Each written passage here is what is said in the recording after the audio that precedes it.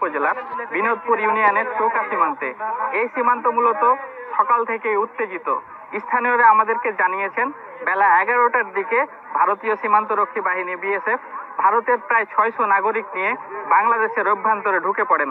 তাদের অভিযোগ বাংলাদেশিরা তাদের গম কেটে নিয়েছেন।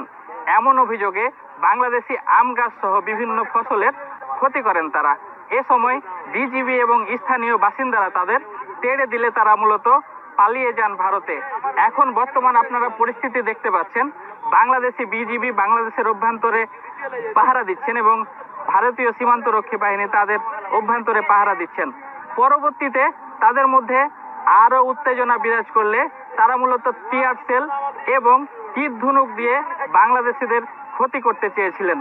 এ সময় বাংলাদেশি প্রায় 30 থেকে 40 জন ব্যক্তি আহত হয়েছেন। বর্তমান পরিস্থিতি কিছুটা স্বাভাবিক। তো এই ছিল আমার কাছে চৌকা সীমান্ত থেকে সর্বশেষ।